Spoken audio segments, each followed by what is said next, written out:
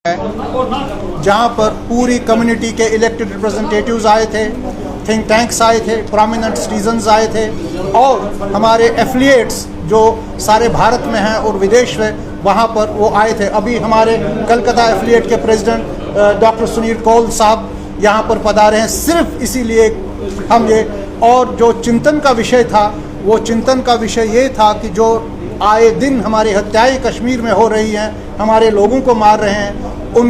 उनका desire to work किल कर रहे हैं। तो इसके चलते हुए हमने एक दिन का वहाँ पर एक चिंतन बैठक रखा था। इतना ही नहीं, उस चिंतन बैठक में कुछ चीज़ें ऐसी सामने आई जो मैं आपके सामने रखता हूँ। कल की जो चिंतन उसमें आया है कि creation of A legitimate minority space for the displaced Kashmiri Pandit community. आज की डेट में आपको ये मानना पड़ेगा कि 99% लोग जो है वो कश्मीरी मुस्लिम समुदाय को बिलोंग करते हैं और हार्डली हम 2 या 3 हज़ार या 4 हज़ार लोग ऐसे हैं जो प्राइम मिनिस्टर पैकेज के माध्यम से और जो कश्मीरी पंडित जिन्होंने माइग्रेशन एक्सेप्ट नहीं किया बल्कि वहाँ पर रह रहे, कुल इतने हैं। और इन लोगों को भी हाइब्रिड टेररिज्म के हत्थे चढ़ना पड़ता है। तो ये मान लीजिए कि जितने भी लोग छोटे मोटे जितने भी हैं वो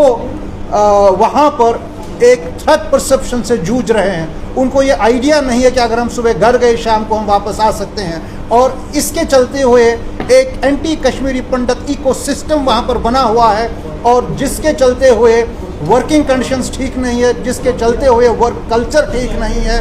तो ऐसे में creation of A legitimate minority space तब पॉसिबल होगा जब आप एंटी कश्मीरी पंडित इकोसिस्टम डिमोलिश कर लेंगे। और दूसरा जो मैंने बात की, healing touch policy for our prime minister package employees, healing touch policy for those Kashmiri Pandits who have braved this terrorism and continue to stay there। हम बिंद्रू साहब जैसे लोग खोना नहीं चाहते, हम कोई भी नहीं चाहते, कोई कश्मीरी पंडित हम नहीं चाहते हैं कि इस हाइब्रिड टेररिज्म के एक शिकार हो जाए। हम चाहते हैं कि सरकार इस बात को सीरियसली ले ले, सिक्योरिटी सिनेरियो वहाँ पर इम्प्रूव करे, खास तौर पे उन कश्मीरी पंडितों के लिए जो वल्नरेबल है, जो इतने वल्नरेबल है कि कुछ भी हो सकता है, कभी भी हो सकता है, कहीं भी हो सकता है। और हम चाहते हैं कि